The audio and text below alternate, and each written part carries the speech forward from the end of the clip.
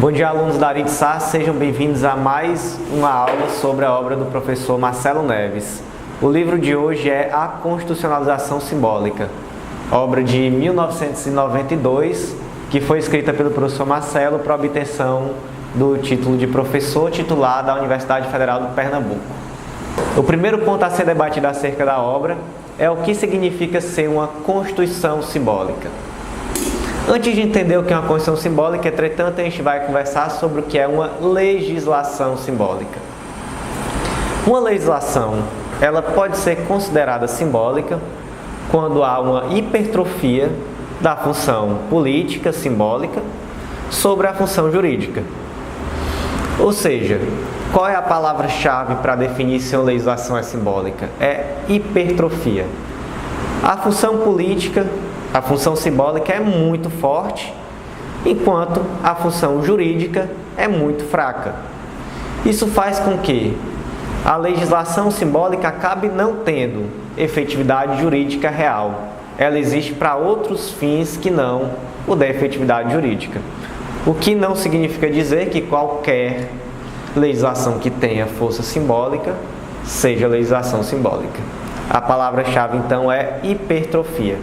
Ao falar sobre os tipos de legislação simbólica, o professor Marcelo Neves se vale da obra de Kinderman, onde ele divide a legislação simbólica em três tipos principais. O primeiro tipo de legislação simbólica a que ele se refere é a chamada fórmula de compromisso dilatório. O que é uma fórmula de compromisso dilatório? Quando uma legislação é, na verdade, uma fórmula de compromisso dilatória. É quando, naquele determinado momento da sociedade, ainda não existem condições efetivas de se dar, vamos ser redundantes, de se dar efetividade a um determinado direito, mas já existe um embate social muito forte para a aquisição desse direito. Então, o exemplo que ele traz é de uma legislação de 1948, da Noruega, onde naquele determinado momento histórico havia uma pressão muito forte por direitos trabalhistas para as empregadas domésticas.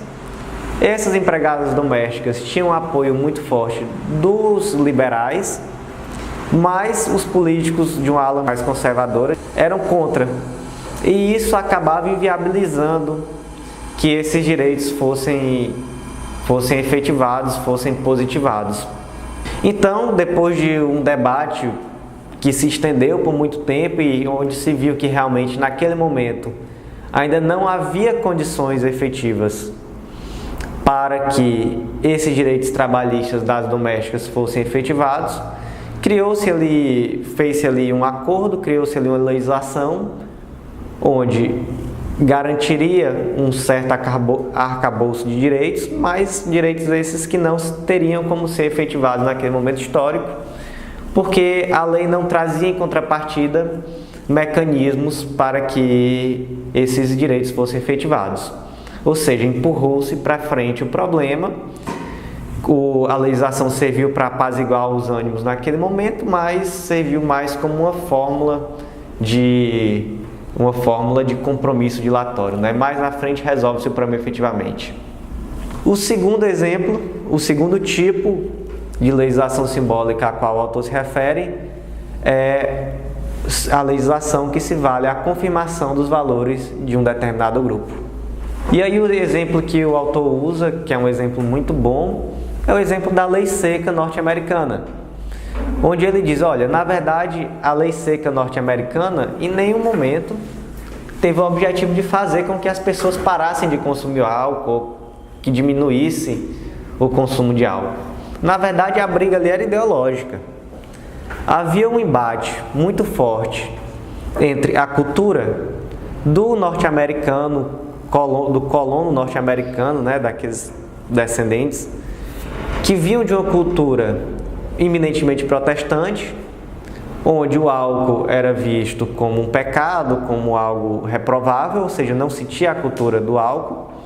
E do outro lado havia um movimento muito forte dos imigrantes, sobretudo italianos, católicos, que consumiam álcool, e aquilo acabava gerando conflitos sociais muito contínuos. Dessa forma, a lei seca veio não para fazer com que se diminuísse o consumo de álcool, mas para colocar esses valores do colono norte-americano protestante como superiores. De que forma se fez isso? Criminalizando a cultura dos imigrantes italianos que consumiam álcool. E o terceiro tipo de legislação simbólica, que para o professor Marcelo é o mais importante e é o que vai trazer mais efeitos práticos, é a legislação álibi. O que é a legislação álibi? O nome já diz, você coloca a legislação como um álibi para os problemas sociais. Ou seja, temos um problema enorme. Qual a origem desse problema? A lei. Você diz, não, a lei que é ruim, vamos mudar a lei que com isso a gente resolve. E aí ele traz um exemplo também bacana, que ele fala que em um determinado momento, no Mar do Norte, em uma região que era muito conhecida pelo turismo de idosos, houve uma comoção social muito grande devido à morte de alguns idosos contaminados pelo consumo de peixe. Eles consumiram peixe contaminado, resumindo. E aí aquilo naturalmente teve um impacto muito negativo para o turismo na região. Houve uma comoção social muito grande, muito grave, e eles tinham que arrumar a origem daquele problema. Eles disseram, não, o problema está na legislação, é a legislação que permite que se venda peixe contaminado. E então a solução encontrada foi, vamos criar uma nova legislação dizendo que os barcos pesqueiros terão que ser fiscalizados. Na prática, segundo o professor Marcelo Neves, nunca se criou nenhum mecanismo para que essa fiscalização seja efetiva. Mas as pessoas já se sentiram mais seguros em saber que havia efetivamente uma lei que determinasse que aqueles barcos deveriam ser fiscalizados. E aí, agora que a gente sabe o que é uma legislação simbólica, a gente caminha para debater o que é uma constituição simbólica. Qual a diferença da legislação simbólica para a constituição simbólica? A diferença é que a legislação simbólica ela é pontual. Ela é utilizada para casos muito específicos. Veja só o caso, por exemplo, lá dos velhinhos, veja lá o caso das domésticas. E já a constituição simbólica, ela acaba, devido à posição hierárquica da Constituição dentro do ordenamento jurídico, tendo impactos muito relevantes sobre a ordem jurídica como um todo. Quando a Constituição tem uma carga político-simbólica muito forte, em detrimento de uma carga jurídica muito fraca, isso acaba por ter impactos muito negativos sobre todo o ordenamento jurídico. Isso acaba impactando em todos os âmbitos de validade do direito. E o direito, enquanto sistema jurídico, acaba sendo afetado na sua própria possibilidade de autorreprodução. E quais os problemas práticos decorrentes dessa perda de autonomia do direito? Dessa dificuldade de autorreprodução do direito quando ele tem uma carga jurídica muito fraca? O primeiro problema prático é a corrupção sistêmica. Então, quando a carga jurídica de uma Constituição é muito fraca, e sobretudo na América Latina, onde essa corrupção sistêmica tende à generalização, normalmente acontece que a expectativa jurídica se inverte. Então, dentro desse contexto brasileiro ou de América Latina, por muitas vezes se percebe que a expectativa jurídica é a impunidade. Então, é muito mais seguro, inclusive, para o político brasileiro, para o cidadão brasileiro, muitas vezes, agir à margem da lei do que agir de acordo com a lei. Porque agir de acordo com a lei e contra o sistema pode lhe trazer problemas muito graves que ele não teria se ele simplesmente fosse levando as coisas dentro daquela corrupção sistêmica que existe dentro do Estado. O exemplo que ele traz é o do soldado Matias, do filme Tropa de Elite, que quando ele tenta ali ir de encontro ao sistema, ele acaba por morrer, por ser assassinado pelos milicianos. E o segundo problema é a questão da sobreinclusão e da subinclusão.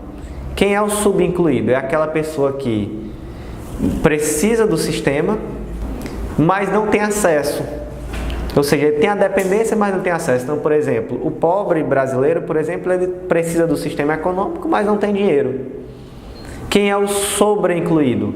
É aquela pessoa que tem acesso, ou seja, eu preciso do sistema econômico e eu tenho dinheiro, mas eu não tenho as restrições do sistema social, ou seja, a lei não se aplica a mim. Por que a lei não se aplica a mim? Porque eu tenho a expectativa da impunidade. E claro que esses processos de sub- e sobreinclusão não são absolutos. Há relações de subinclusão e de sobreinclusão, onde em um determinado momento o subincluído, em outra relação é o sobreincluído. O outro grande problema, que é o problema mais grave, é o reformismo. Ou seja, cria-se uma reconstitucionalização simbólica permanente, de tal forma que sempre os problemas do Estado são atribuídos à lei. Então não se pensa em mudar a estrutura do Estado, então somente se acha que se vai resolver os problemas sociais através de uma nova legislação, de uma emenda à Constituição, de uma reforma à Constituição. Então é isso, gente. Fica o convite para conhecer essa obra do professor Marcelo Neves, chamado A Constitucionalização Simbólica. Um abraço.